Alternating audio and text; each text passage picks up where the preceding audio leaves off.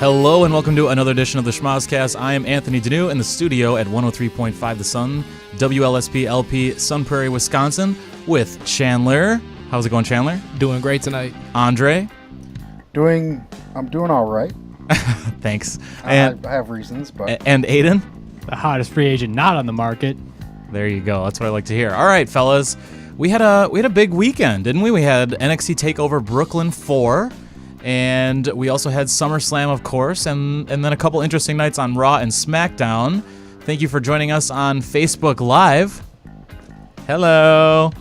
As well as over the airwaves of 103.5 FM, K-Sun. Let's get things started. Let's go through Saturday night's NXT card. I think this is probably the night that we preferred of the two, but we'll see if that's the case. First things first, we have Velveteen Dream getting the victory over EC3. Chandler, the Dream continues to outdo himself with the Vince Call Me Up tights. Oh my goodness, absolutely. Not just the tights, but also wearing the Kuji style vest and the crown, paying homage to one of Brooklyn's finest, Notorious B.I.G. Just it's unbelievable what he's able to do with his ring attire and how he changes it up every match, every night. He never wears the same thing twice, and he's just hands down one of the most fun things to watch in all of WWE right now. Aiden, where do you stand on the ring gear? Is Velveteen Dream the best in the game, the best in WWE, the best in NXT? Well, he's certainly my favorite wrestler right now, and he's, I would say, the most charismatic character they have on NXT, bar none. And I think I saw somewhere, just rumor and innuendo, that the crown that he was wearing was actually Ricochet's crown that he used to wear. So a little piece of interesting trivia there, if it's true. And this, Andre, this would not be the first time that Velveteen Dream has worn a piece of Ricochet's gear. No, he also wore, obviously, his tights during his match against Ricochet. I just want to also point out that he also had Notorious Dream written on his tights as well, if I'm not mistaken. But the best when it comes to entrance gear in WWE, in my opinion. Every takeover, it's something different, and every takeover, it's something awesome. And for a hip-hop head like myself, I love seeing the Biggie attire in Brooklyn. Perfect. We also had the NXT Tag Team Championship. Undisputed Era holds onto their belts over Mustache Mountain. A program with the War Raiders seems imminent here, with them kind of, I guess, squashing Undisputed Era after the match. NXT Women's Championship, Shayna Baszler takes a loss, and Kairi Sane is the new Women's Champion. That cute little pirate princess seems to have Shayna's number. I believe she's 2 out of 3 so far in their matches. Yep, that was a rubber match. Wannabe pirate. Do you want to? Do you want to? Okay. Do you want to elaborate on the Yes. kayfabe pirate thing? A couple weeks ago, Shayna You've been herself, waiting a year for this. Ever since I saw it 2-3 weeks ago on NXT, Shayna Baszler herself pointed out to the world that Kairi Sane is not really a pirate, and she knows it. Kayfabe, does she know she's not a pirate? Well, obviously, unless she's.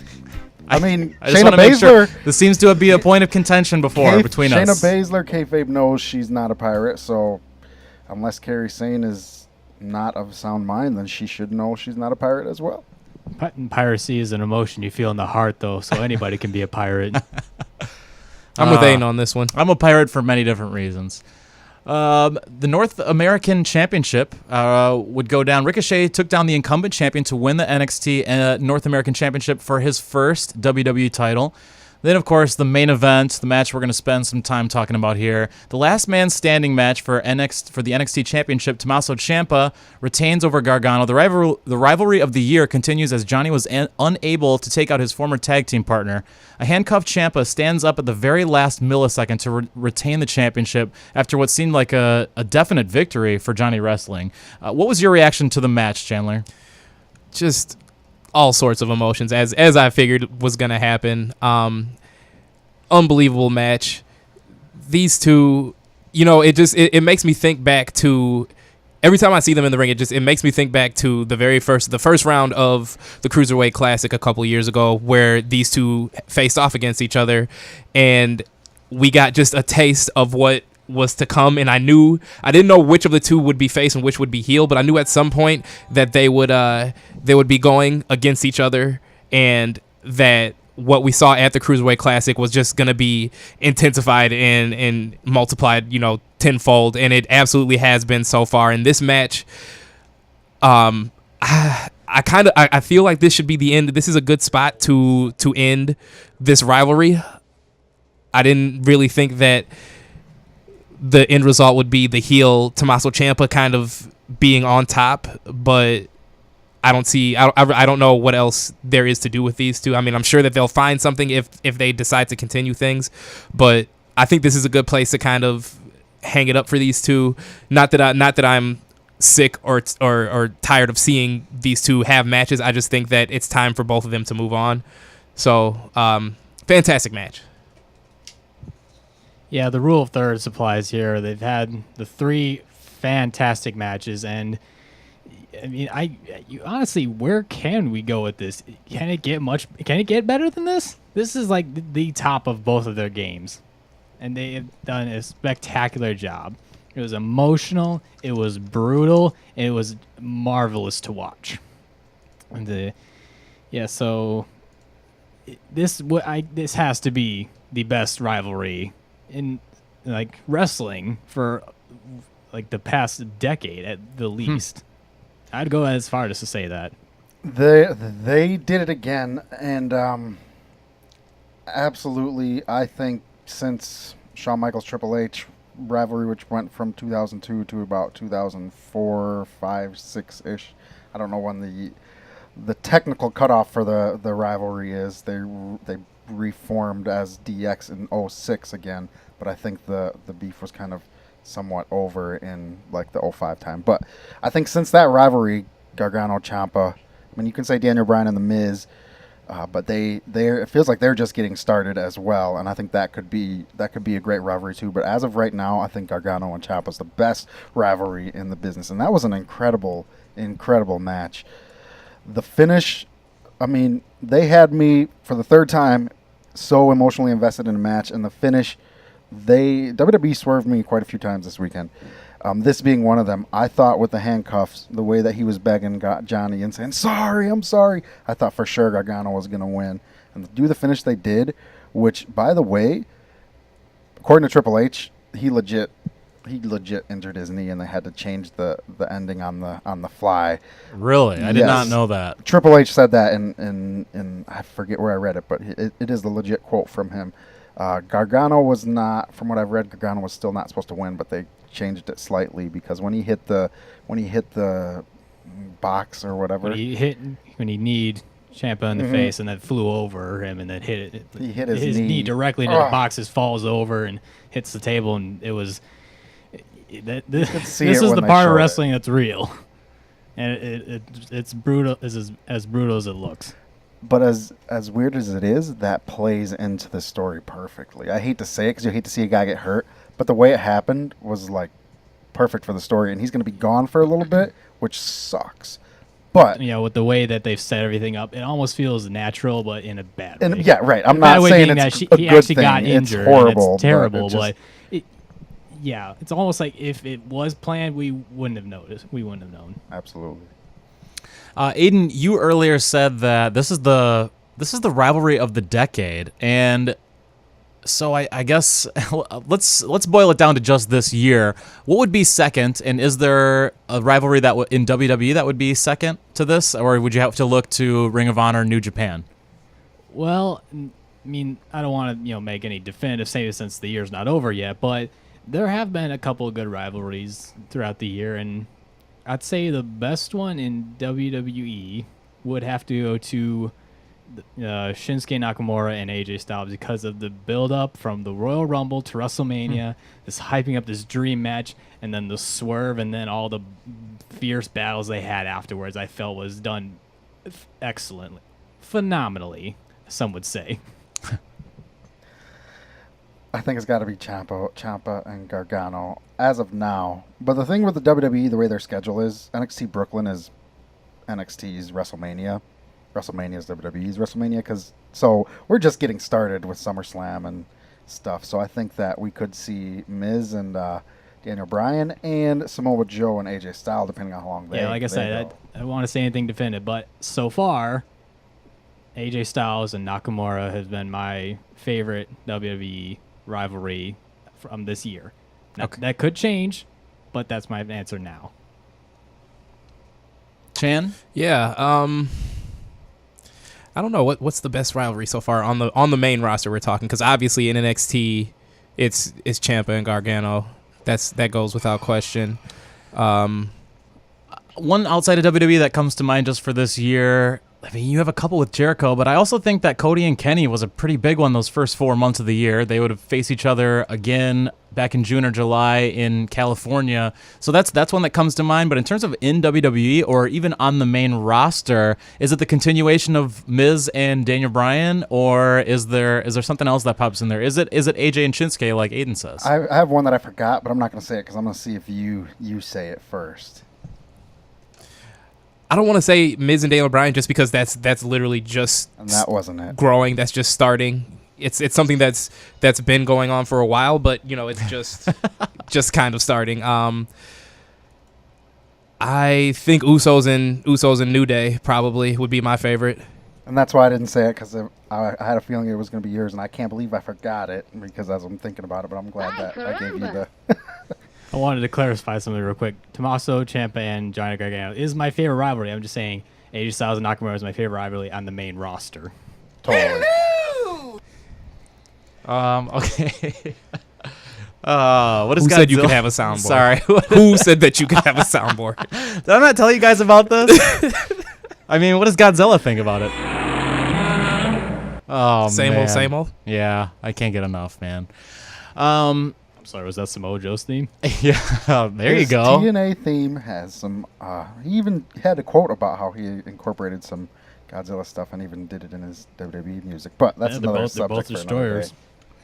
All right, so 8 months into the year, where do you rank Johnny Wrestling's 2018 within this decade? Is it in the top 5, Andre?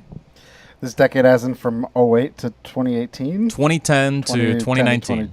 2020. Okay. Johnny Wrestling, top 5. Oh my! And WWE itself. Well, that's what I'm going to ask you next. Does the WWE umbrella constrain or kind of confine that to, or if we were to match up that against gotta be either top 2017 of Kenny Omega or 2018 of Kenny Omega? There's other people that I guess you could throw in there too. Matt Hardy had a hell of a 2016. So there's I don't know. There's a lot going on there. He has to be in the top 5. Okay, Absolutely, because then you absolutely. also, in terms of the decade in WWE, you also got to throw CM Punk in either 10 or 11. You got to do Daniel Bryan in 2013, we'll say.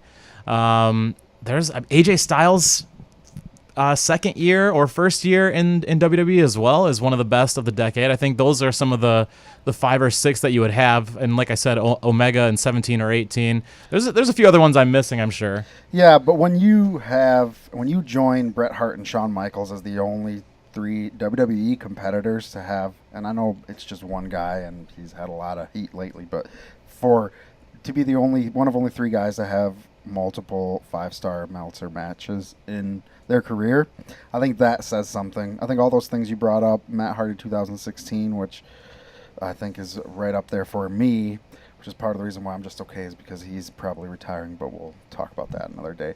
And yeah, you got to put Johnny Gargano up there. He's been just on fire in 2018, in the ring, out of the ring. His story with Tommaso Ciampa is just incredible. Yes, top 5 within the decade, and I don't know where I'd rank it because that's something I haven't really thought about, but that's a really good question. That's something interesting to think about too. Well, I don't think I hate to say it, but I would not put Johnny Gargano at the top 5 for having one of the best years in wrestling, but because I think Tommaso Ciampa has actually had a better year because he's been, I'd say, the best heel in a long time. The Miz was my favorite heel for a while, and then Tommaso Ciampa just comes and sweeps him under the rug, and getting the NXT championship, through his little cheating ways as a perfect heel does, and then defeating, quote unquote defeating, Johnny Gargano twice out of their 3 absolutely perfect matches. And compared to other wrestlers' years over the last decade, I would not put Johnny Gargano in the top 5. And well, I just also think that the way it started with Gargano and Almas back in January I think it was the night before the Royal Rumble. That was the first 5-star match of the year, at least for WWE and Gargano. So that's why I would maybe put him over Ciampa right now. But you make a very good point about that. But Chandler, where do you stand? I think it's kind of hard as of right now to put him in. Another thing is he might Top miss. He 5. could miss the rest of the year, which would certainly compromise. Especially if this is a legitimate injury, as Andre pointed out earlier. I don't know, just with the years that AJ Styles, The Miz, Seth Rollins, the year after the Shield. He's number 1 to me right now. He's got to be in the conversation. He's had the number 1 best year so far, in my opinion. Over Daniel Bryan? Yes, absolutely. Wow. Absolutely. I would put Seth. I'm sorry, but Seth Rollins. Are you kidding me? Remember that one Monday Night Raw when he went an hour and 45 minutes or however long that was? Whoa, so you're saying 2017 Seth Rollins, you'll take over Gargano? Yes. I'm saying Are you saying 2018 starting in January? Yes, I'm taking the year 2018. I thought we were talking just the wrestling year, WrestleMania to WrestleMania. Which you know what? That's a good way to put it too. If you want to go that route, that's fine. I guess that gauntlet match was. That too. But the gauntlet that what I just referred to was before that. That was leading up to that. But Seth Rollins leading up to the injury though a few years ago, before the knee injury overseas with Kane, that's a great year too. When you take into account either the Money in the Bank, the cash in, I think there was an IC or a US title in there, and then of course the Universal eventually of winning it at Mania. I'm sorry, Aiden was there. I love Seth Rollins. Yeah, the heist of the century cannot be forgotten. And Seth is amazing, but from getting screwed over time and again, to climbing up the ladder, to occupying Raw, to beating all 3 active members of Evolution in the same night at WrestleMania, and to become the World Heavyweight Champion, that's the best year. Well, see, I didn't realize that we were talking about years in general. I thought we were saying just who's had the best year. If you were putting Johnny Gargano's year. I did both. I did. So that's what I was referring to. There's the 2018 year. Because nothing's going to beat that year. Nothing's going to beat that. Okay, so then for the decade, it is, and that's why I asked it to you guys. Absolutely. So in terms of 2018, you're saying Rollins has had the best year so far. So far, yes. But in terms of this decade, Daniel Bryan's 2013, are we going to say? 2013 to 14. If we're going Mania to Mania, sure. If you're going Mania to Mania, that Daniel Bryan year it's untouchable. Nearly untouchable. It might be the best. It's definitely my favorite of all time, and honestly, I think it could be. It's at least in the conversation for the best of all time. And for storytelling and just fan, objectively, and fan involvement, yes. But when you take into account like accomplishments, and part of the Daniel Bryan storyline was that he never really got to get the accolades and accomplishments, whereas that around that time, Seth Rollins did get all those, or AJ Styles' first year, he got everything, and now these guys are starting to rack up the Grand Slams of getting all the titles and everything. So there's a lot of different ways. That's why I like this question, because we really have had a great year, and this is most of our conversation has revolved around guys in WWE and not some of the guys outside it, other than Omega and Matt Hardy the last couple years with Omega, and then Hardy's last year leading into WWE. I mean, there's a lot of good years. We've got another year and 3 months, a year and a quarter, I guess. And this is going to be a real fun conversation to have at the beginning of 2020. Can I just point out, just for the record, Matt Hardy's 2016 culminated across multiple promotions and ended at WrestleMania on the grandest stage of all. Did he get incredible. The TNA, the ROH, and the WWE tag team? A few other ones too. A lot of others. A bunch of indies. In a month, wasn't it? Yep. Something like that. Yep. Their Expedition of Gold. Might be the last time we've ever more seen than him. Oh, well. Is there anyone we haven't mentioned who you think has had a great year? The year, if you want to quantify it a little bit differently. This year? Braun Strowman he was never really in NXT, but from the draft, or I guess from the Wyatt split, his first year, that's a really good year too. But there wasn't too many. I mean, now he's starting to rack up accomplishments, but we still have yet to see him get the big one. But I don't know. Do you throw a Roman Reigns year in there at all? I know it's hard for us because we're certainly not fans, but does he have a case for when it's all said and done at the end of the decade? We'll be talking about Roman Reigns of whatever, maybe this year. I'd feel like it'd be unfair not to. As much as it pains me to say that especially if we're talking like accomplishments, championships, important victories, of course you have to bring that up at some point. You have to bring him up in that conversation. Plus, I don't think he's going to drop that title for a long, long, long time. So I think you got to see how this plays out. But I think he'll definitely be up there. I don't hate Roman whatsoever. I just don't. I don't know. I call BS on you not hating Roman. The hate has waned because he's a really good performer, and he's waning hatred. It sounds like a punk band. But it's starting to creep back up there because of my love for Braun Strowman, and I see the writing on the wall of Braun Strowman not getting that Universal title anytime soon. Oh boy. And they teased me twice with it, and it's kind of right when I was on the cusp of finally accepting Roman, who's a great wrestler, by the way, as the top babyface on Raw. They pull this stuff, so now I'm kind of like, nah. Still, I think you're right. I think the hate's still a little bit there, but I respect him. How about that? What other ones might we be missing here? I'm sure that you could throw a Cena year in there. And I referenced earlier the year that he did the U.S. Open Challenge. That's a really good year. That's the best Cena I think that we've ever seen I in think the ring, at least. And that's probably the one that turned most fans to being not John Cena haters, but really enjoying him as being the face of wrestling, especially if you're a wrestling fan. It sucks, kind of like Roman Reigns now, where he's the face of professional wrestling in a lot of ways, but we don't really like him. Whereas with Cena, we were able to come around on him because he improved so much. He mixed up some of his moves. He really got to the smart crowd where he really hadn't the last 5 to 7 years before that. But CM Punk in 2011 is, I know it seems like it's so long ago, but that's someone I think one year that we'll be talking about, the summer of Punk and really all of that year for him in terms of one of the best years of the decade in terms of wrestling. So we'll have to revisit that one because I do like this conversation. But okay, right now, Chandler, who's the next NXT wrestler who's going to be called up to the main roster? Dream. It is Dream. It has to be. It's not because of the tights. I think even before he put the tights on, it's got to be him. He has too much charisma. It's not only that, but he's more than ready. I feel like in the ring, and I feel like that'd be the most important factor.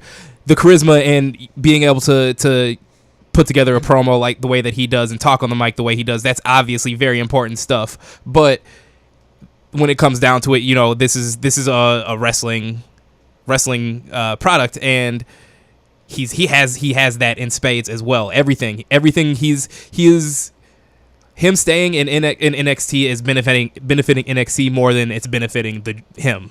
It's. And I don't mean to. I'm not saying that to take a shot at NXT in any way at all. Of course not. But he is so ready for the main roster. I don't see anyone on the NXT roster right now, including Tommaso Ciampa, as ready as the Velveteen Dream is right now.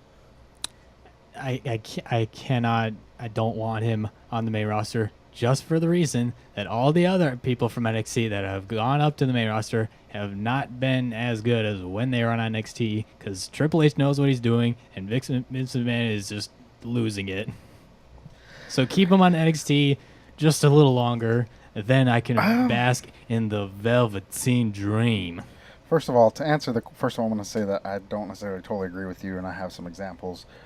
But to answer the question, I don't think it's going to be Velveteen Dream. I honestly think it's going to be EC3. I don't know why. I just do. I just think he has the look for it. I think Velveteen Dream's ready too, but I just think they're going to go with EC3. I don't know why. But Velveteen Dream might not fail. There's a lot of success stories on the main roster. There's Samoa Joe. There's Seth Rollins. There's all 3 members of the Shield, who is Seth Rollins, of course, and then Charlotte and Sasha Banks. So I think it's just the... But I see what you're saying, because his kind of character is the potential for them to mess up. So I kind of feel what you they there. did to poor Bobby Roode.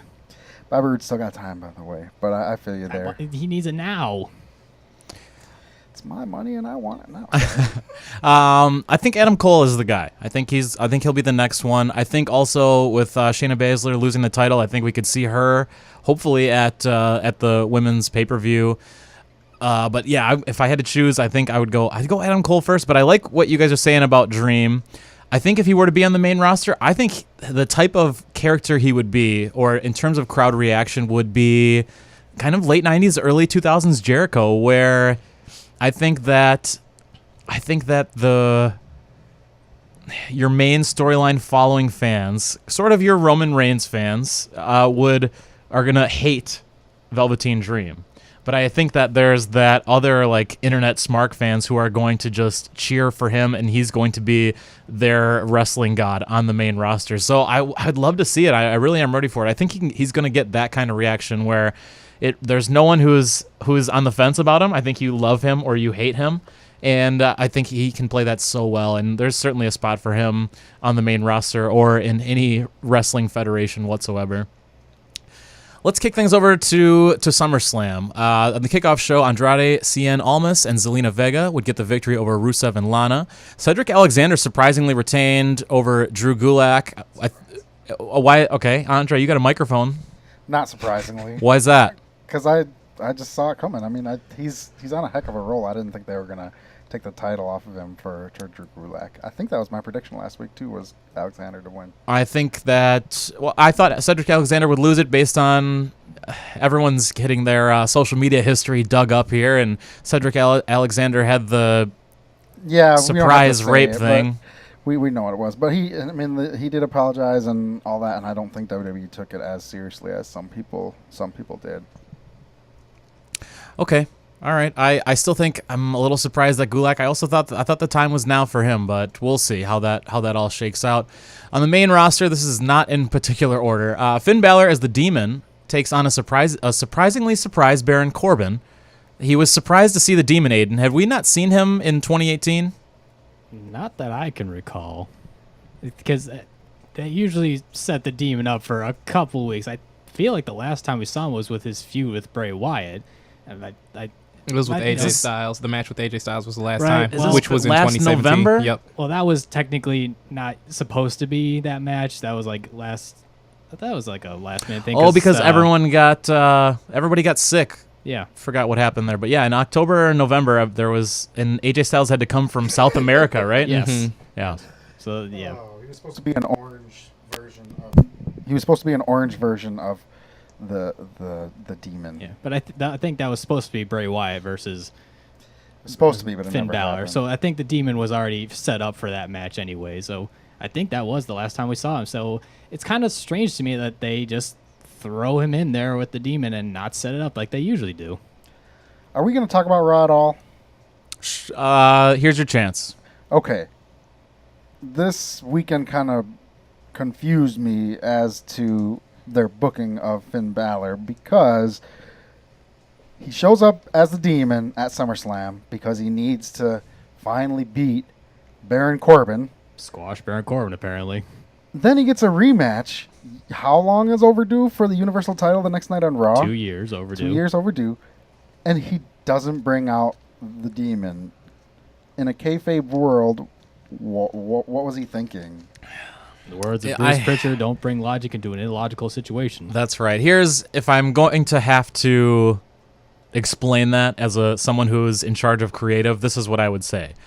He didn't know he was going to get the rematch or that Roman Reigns would win it and give him a rematch. He expended all of his demon power or energy on Sunday night against Baron Corbin. Sparingly, it's too much power for one man to just handle for too long. But didn't he know at the beginning of Raw that the match was taking place at the end of a 3-hour Raw? As long as that show drags on, he couldn't find time to get into demon mode. Yeah. He already blew his paint on. He already blew his demon load the night before. No, he didn't. He barely. This is a He fine- barely. this is a That match family-friendly was show. No, he did not. All right, If you're he right. needed to use that much energy to beat Baron Corbin, Exactly. then- No, he didn't. No offense to Corbin, but I like how I'm like he has to conjure up the demon. Like, no, they put face paint on him. it's I what think happens. it takes more than 3 hours to put all that face paint on, so that's why he couldn't do it in that time. then he's not really a real demon. Oh. I didn't know that. He's Say just that. a man. Does he kayfabe? No, he's not. Ay, caramba. Hi, caramba. Is right, There Bart. actually is like a WWE comic where it So- explains the backstory of that. Yeah, that's, Here's what how I felt about this match. I will agree with Aiden that it was kind of weird that they had the demon show up just with no build up whatsoever. But I went from not caring about this match to being fully invested in it as soon as the lights went out. So in their defense, in Creative's defense, or whoever made the call just to randomly have the demon show up, it worked on me because this was definitely the low point to me of not only SummerSlam but the entire weekend. I think I even said this on the show last week that I cared the least about this of the entire weekend, and that changed once I realized that the demon was going to be in the match. I was fully invested in and cared about the match, and what I wanted to happen was that if he was going to be the demon, he comes out and just absolutely destroys Baron Corbin, and Corbin gets little to no offense in, and it's a quick squash match, and that's what it was. So I think that in that sense, what they did worked. Yeah, because I think we all agreed last week that was the match that we would just take off the card, because we saw it the last two pay-per-views and we were like, all right, we thought it would just be the same thing. They just pulled a quick one and it's like, demon, squash him, done. So since we didn't expect it, but that was the perfect way to do it, in my opinion. Props to WWE, because that was one of two matches that I really didn't care to see, that they got me very early in the start to care about. When the lights went out, just not to repeat everything that Chandler said, and I knew it was going to be the demon, I went from, okay, maybe I can use the bathroom or whatever, to, oh my gosh, I got to see this. Wait a minute, I got to hold it in. It's been so long since I've seen the demon, and he did not disappoint. The demon itself did not disappoint. Squash match, basically, and did what we needed him to do. It was great, and wish he would have pulled that out on Monday. But anyway. Well, don't want it to lose its luster then, because now we have to wait. When we see it again in 6 more months, then it'll be cool again. For 18 more months. now a little tag team action here for the Raw tag team side of things. The B team would hold on to their titles against the Revival. And for SmackDown, the Bludgeon Brothers kept their titles in a match against the New Day. However, Rowan tore his bicep during the match, and the Bludgeon Brothers would lose their titles in a rematch against Kofi and Woods on SmackDown Live on Tuesday night. I say rematch that way because, it's a rematch against the New Day, but it was a different competitor. I think Kofi sat out Sunday, and then Big E had hurt ribs last night, I guess. Mm-hmm. Yeah. But he ate actual ribs to make up for it. That's how you do it, folks. And when one member of New Day wins, they all win. So it was still a It's rematch. free bird rules. It's free bird rules. Yeah, It and was amazing. Let's start calling it New Day rules. Can we do that? I like that. Can we recoin it? Yeah, New Day sure, rules? That's sure. I'm up for I'm that. so much more It's- on the New it's Day than current. Freebird. It's So current. We'll just go with that. I'm sure there are people out there that just are they're probably looking at me like I have, 2 heads or something now, because that's just the most sacrilegious thing that they could ever hear. But you know what? I don't care. I'm going to stick by it. New Day rocks, and they are 5-time tag team champions. The hurt ribs. It's just everything that they do. Everything that they do Andre? is... The ribs. It was just great. Is that a rib? It's It not a was. rib. This time it was. It was. It was a couple sets of ribs, actually. Plus the New Day doesn't use the Confederate flag, so that's another That's a notch definite plus on their for belt. sure. I'll just mention, sometimes there's like long portions of either Raw or SmackDown that kind of just make me kind of space out. But every time I see the New Day, I just have a sense of positivity. I get a big old smile on my face. It's that power of positivity, baby. I'm having a little debate with a buddy of mine who I believe works for Variety. I can't remember it, but I jokingly called them the greatest faction of all time. And now I want to know, we've had this kind of discussion before, but now that they've won their 5th title, where do you guys put the New Day as far as factions, stables, group, whatever you want to call it? I think they're close to being okay, this is my opinion without putting too much thought in, is that they're approaching being in the top 10 or they're somewhere at the bottom of the top 10. But there's still a lot of their story has yet to be written, so I think that's why I do they have potential to be top 5, top 3 even? Yes, I do think it's possible. We'll see how things go, but I think there's a spot for the New Day, at least in the conversation, certainly. Exactly. That was going to be the point that I was going to bring up, is that at this point now, with that 5th title win on Tuesday, they are at least, if nothing else, in the conversation of greatest factions of all time. And I wouldn't put them, I wouldn't say that they are the greatest right now, as much as I love them and as happy as I was to see them win the titles on Tuesday. I just, as a whole, in encompassing all of wrestling history from the beginning until now, you can't say that they are the greatest just yet. But as Frony said, there's still so much time with these guys, and they're definitely making they're making a bid. They're making their way to being that, but they aren't there just yet. I'll do a hot take. New Day is the best faction on the current WWE main roster. That's very much the case. I have them at, this is gonna sound crazy, but I have them at number 2. I just want to preface that, but I judge and rate things based on things that I've seen and lived through. So unfortunately, the Horsemen and all that kind of stuff, I don't really consider that. But I have them the second best faction of all time. Really, that high of all time? Yeah, I have them higher than NWO.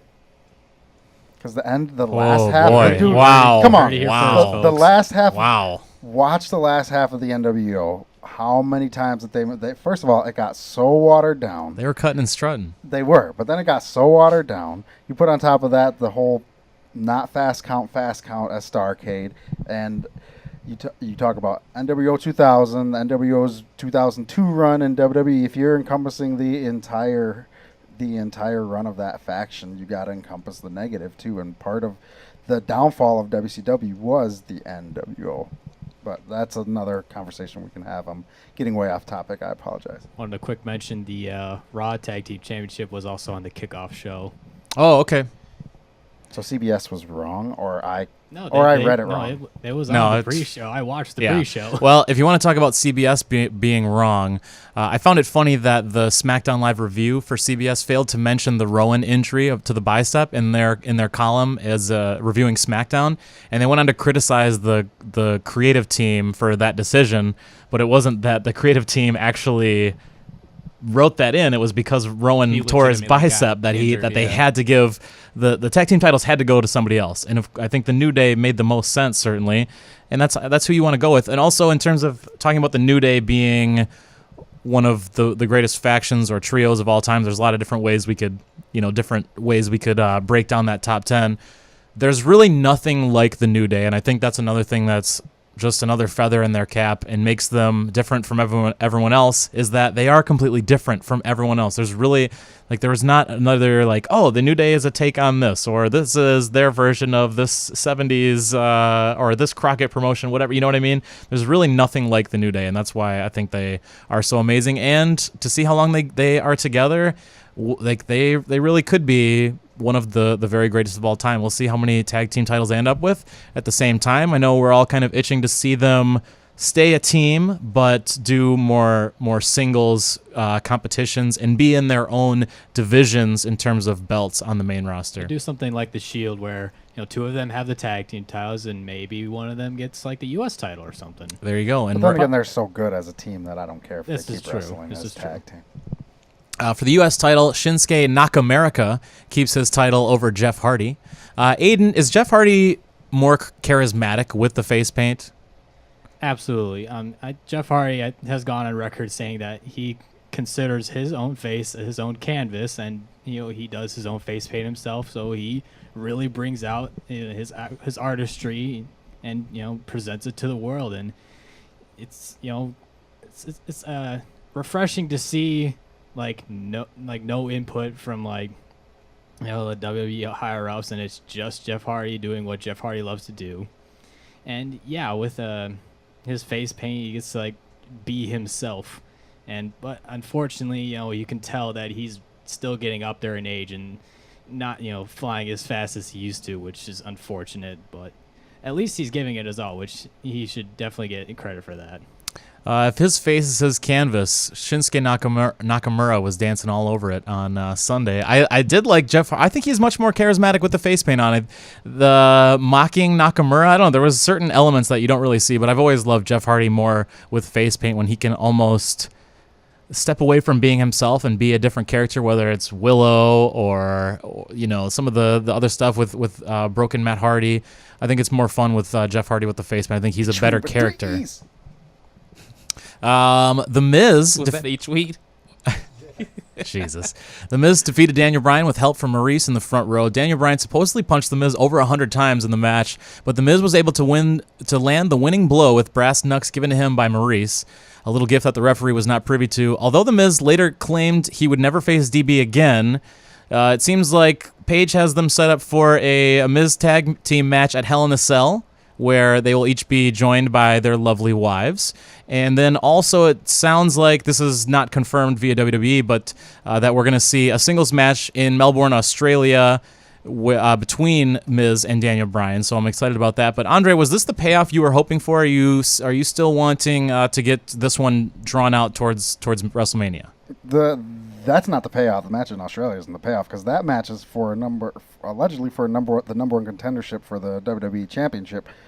So I could definitely see, especially if Miz loses, I could definitely see him costing Daniel Bryan his championship run. So I think it does get drawn out to Mania. I think the mixed tag match is a great way to stretch this out a little longer without having them have to do a one-on-one match again right away. And then the match in Australia, the Super Show, is it called? Mm-hmm. I think that Super Showdown. Super Showdown. Because it's down under. I mean, I think it's a good. I think they should draw it out till at least the Rumble or some Mania. Mania is my preference, and they can. I don't know. There's a long way from here till now, though, so it's hard to say. But as far as this being the payoff, I don't think this is the payoff. And if it is the payoff, I'll be disappointed. But I don't think it is. Well, I think that it would be a much better story if they take this all the way to Mania and have I'll say this hypothetically, this will be a Rule of Threes match. That SummerSlam was the first one, Showdown will be the second one, and then it will all culminate their third rubber match at Mania. So that in this hypothetical situation, Daniel Bryan wins at this Showdown, and then they're 1-for-1 in this series of 3 matches, and then they get the final winner at WrestleMania. That's how I would book it, but I'm just a fan, and so I don't know anything. That's not a bad way to do things at all, I don't think. As far as this match goes, it very much so just opened the door to this rivalry, and obviously there's going to be more to come because of the way that The Miz had to cheat with his wife to win. And I guess that sets up the matchup at Hell in a Cell with Maurice and The Miz versus Brie and Daniel Bryan. But I don't really look forward to that match too much. I feel like we've seen this with The Miz and Maurice already at Mania with the other Bella, with the other Bella, and the proposal that obviously was just for show. And I felt that way when it happened too. I don't know. Maybe that's why I have a negative kind of feeling towards this match, just because I felt like that proposal. And I know I'm kind of going off on a bit of a tangent, but I just felt like that proposal was for that Mania moment, and clearly it was, because it was never going to happen to begin with. They were already in a bad spot in their relationship at that point, but that's neither here nor there. Like I said, I think that might be why I kind of have a negative feeling towards this mixed tag match. And also, I just feel like this mixed tag match isn't going to really further the rivalry at all, one way or another. Don't you think this is also to promote both of their television shows, more so than it is to further a storyline? Absolutely. So you've got Miz and Mrs. and Total Bellas, and so you've really got the 4 main characters minus Nikki Bella and formerly John Cena of these 2 TV shows that they have between E Network and also the USA channel. And I think that's more the point of this is it's not really about wrestling, it's about viewers, and it's not about this awesome rivalry that they have. It's about the reality show, really, more than anything. And that's why I love the way that Aiden kind of booked the rest of this rivalry, where you have the Super Show being the actual second, even though it'll be the third match of this rivalry. It'll be the second It'll one-on-one. be the second one-on-one, and it'll be looked at in the scope of the rivalry. It'll be looked at actually as the second match, and then you have it finish at Mania. Which is why doing this mixed tag match is not a bad idea, because, to be honest, Hell in a Cell is not necessarily a pay-per-view that is looked very highly on, at least from our vantage point. So I think it's just a good way to stretch it out and have that second match be at the Super Showdown, which is a huge show for them because of, obviously, they're having The Undertaker and Triple H on that show. Just want a quick mention. I'm not looking forward to this match because the last match was their Hell in a Cell match at WrestleMania 28, and that really should have just been the last time they wrestled. It was the end of an era for a reason. It's kind of, yeah. Well, WWE loves to dangle those, this is the final time this is ever going to happen, carrots in front of us, once in a lifetime, twice. Last time ever until the next time. It's just that second part. It's just you should just it's implied at this point. This isn't going to be the last time that we see Undertaker and Triple H. I'm sure of it. I think it could be, but I don't. Just because of how they built it. But does it need to? Do they even have to put that on there for this to draw? Is someone gonna buy a ticket because, well, this is my last chance? No, it's Taker and it's Triple H. One of the greatest rivalries of all time. Yeah, or it's just, it's a Super Show in Australia. I don't think anyone's like, this is the last time I'm going to see these two. I don't know if that's the draw. I think the draw might be those two, but not the idea that it's the final time. And not at all. Since they said it's the last time, it's not going to be the last time. Exactly. WrestleMania. To be fair, Shawn Michaels' retirement has remained a thing. That has been the one I'm very glad the one sacred thing in professional wrestling that has not been. Stone Cold and HBK really are, I would say, the two. Stone Cold's was an injury, but I agree with you there. Okay, I totally agree. All right. You're a HBK apologist over here. Of course. Also, I think it's time we take a look at our Facebook Live because Dan's upset that we're not looking into the camera. Hey. Hi, Dan. I've been looking Dan. into it. Yeah, Too sweet, good brother. job. Good. I'm trying to look at my co-host, but I'll try and keep an eye more on the camera. What's up, Dan? That's all right. We're working on it. It's a new element to the show. We'll figure it out. Otherwise, it's just gonna be right in Aiden's face, right up here. So let's see. Let's talk about the SmackDown IC Championship. Dolph Ziggler lost to Seth Rollins, who is now the IC champion. We'll get more on that in a few weeks. That storyline will be there, and the whole Shield thing. But let's move on to. Can I just mention second best ring gear of the weekend was worn by Seth Rollins. Thanos with the Infinity Gauntlet on one of his boots. Okay, so that's what. God, all right, I did not quite catch on to that. That's but that was his great. gold boot. If you look closely, okay. he had the stones on his foot. That's great, and he wore it again on Monday, at least to start the show. But then, of course, would later come back in the Shield. Gear. Yep. But yes, he dresses Thanos, and if Dream didn't pay homage to Biggie the night before, that would have been the best gear of the weekend. The clear winner. Anyone else? Anything on this match from Aiden or Andre? Second best match of the night behind the WWE Championship match. And I'll give it that as well. Okay. I'll say that was my favorite match over the WWE Championship match. Just slightly, very slightly though. Fair enough. Very good. And we're gonna do some comparing here in a little bit between the Saturday show and the Sunday show. In the meantime, though, let's talk about the SmackDown Women's Championship. Charlotte gets the win here in the triple threat match that saw Becky Lynch get pinned and at least attempt to turn heel. But did she, Aiden? Well, they're trying their best and failing because the crowd is 100% behind Becky, and rightfully so, since it was meant to be one-on-one between her and Carmella. Charlotte sticks her neck in, and then she wins, and now she's pissed. Now we're all pissed, and it's trying, but it's not. It's clearly not working. You can listen to the crowd, and it's clearly not working. It just started. You can't say it's not working yet. First of all, she is a heel.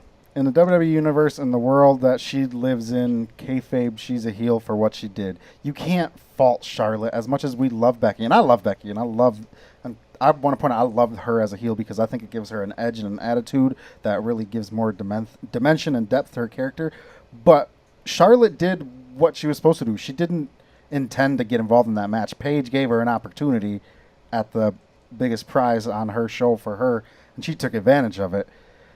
Becky is turning heel because what what she needs to do in the story, because if she wasn't a baby face, she would have won that title. If she wasn't a baby face, she wouldn't have even let Charlotte get there. So she kayfabe. This is all in kayfabe. She realizes that the way she were doing things wasn't working. Plus, she had Sami Zayn in her ear too. Just saying the point of heels is they're trying to get boos. Not anymore. Well, Kevin Owens gets cheered crazy, and he's still a heel. like they still think that heels are supposed to be booed, and Becky's clearly not. And I don't think she ever will get booed because I'm still cheering for her. Oh, I'm loving what she's doing. I don't think she's going to get booed, but that doesn't mean that she's still it's doing a failure. Great, but again, the point. The very, very basic point of a heel is to try and get boos from the crowd, and I don't see it happening for Becky because we just love her too much. Yeah, but I still like the way the story is going. I still think it works. Nothing wrong with the story at all. Chan? I think that it's going to be really difficult for her to be booed as a heel just because the promo that she cut on Tuesday, for me personally, I'm not this entire time. If you want to, you should call her a heel because she's booked as such, but I'm not going to look at her as a heel because the promo that she cut, she brought all of her valid points to light. She's been scratching and clawing and climbing her way back to the top of the division. She finally gets a one-on-one shot at Carmella, and she knows in her heart of hearts that if she has Carmella one-on-one, she can beat her for the title, which I think everyone realizes that. Then her best friend, so her supposed best friend, I'm seeing things through Becky Lynch's eyes. Her supposed best friend gets an opportunity to find her way into this match, and then not only does she find her way into the match and win the match, she pins Becky for the title. She hits her finisher on Becky and pins her for the title. If I'm Becky Lynch, I feel the exact same way that she does. And for that reason, I won't boo her, and I feel like that's a big part of the reason why fans in general won't boo her. Also, just because of how over she is. Besides the points that she made, just how ridiculously over she is and has been for almost her entire run on the main roster.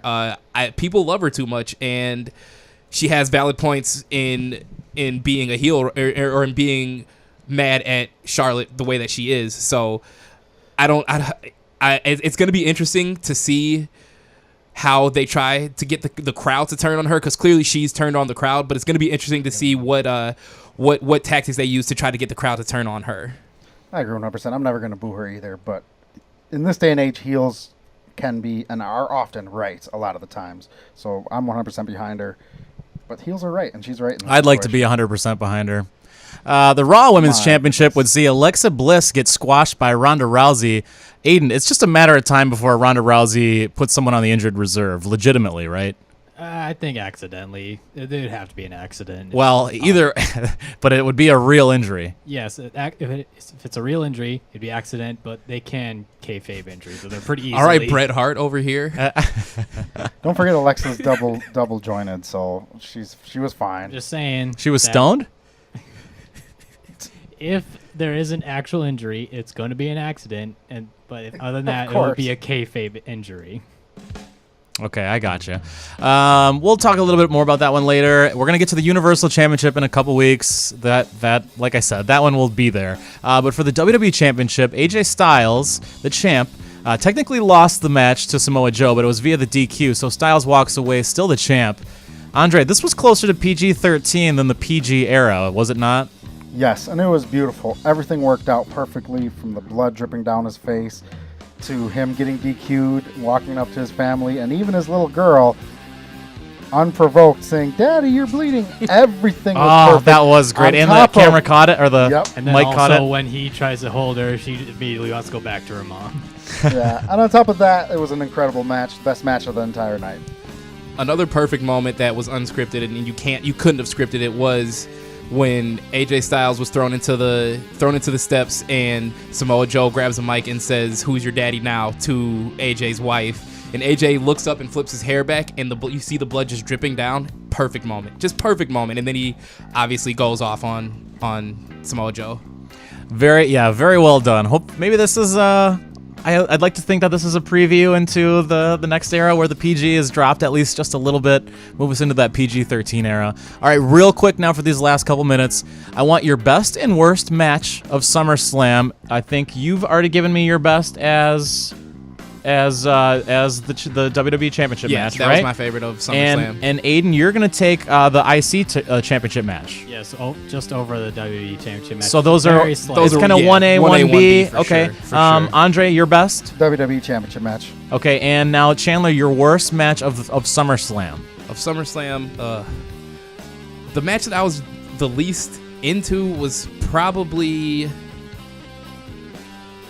the Money in the Bank contract match. Oh, okay. Wow. And Just because I love KO and Braun both, but I kind of figured that was what was going to happen would happen, and Braun would just retain. So it drew me in the least. Not that it was a bad match, but of the entire show, it drew me in the least. I just wanted it to last longer. That too, I would have been okay with that. Also, I feel bad for Kevin's back. It must be killing him right now. First the tables and the off the cell, now onto the steel. God dang, this guy can't get up. he's had a rough summer. That was definitely not my worst match, for the main reason being I'm a huge Braun Strowman mark, which is why my worst match is the Universal Championship, because they got me, and props to them, and they got me interested in a match that I wouldn't otherwise be interested in. But that was the worst match of the night because it did not end with Braun. But Braun Strowman was there, so you must love it.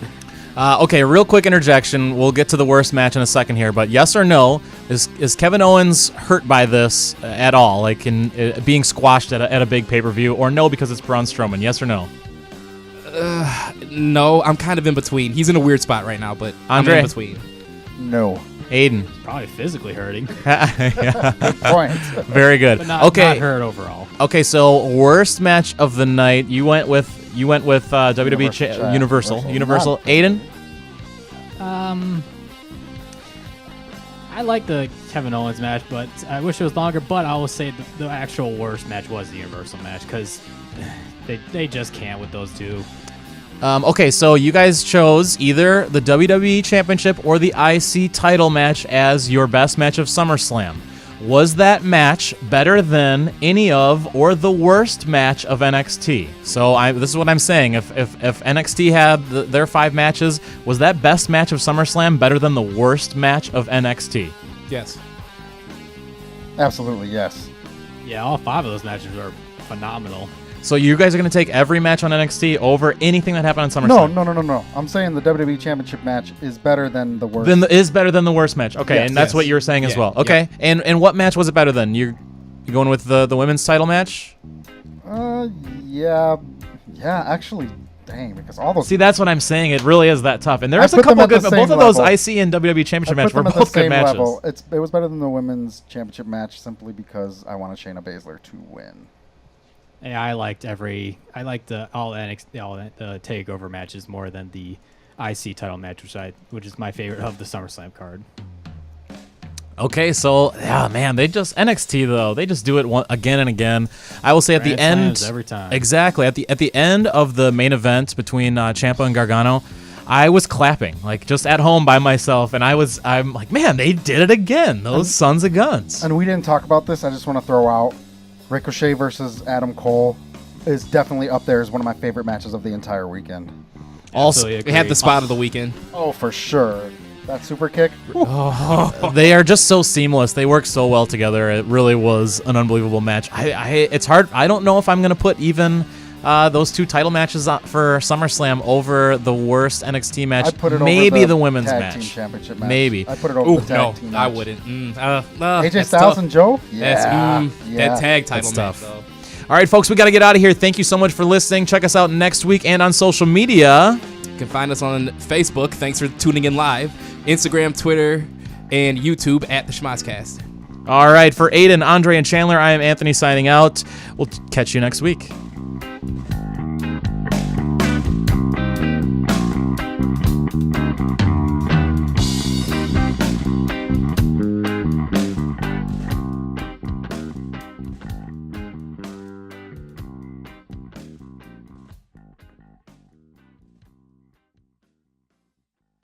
You're listening to 103.5 The Sun Community Radio, WLSPLP, Sun Prairie, Wisconsin.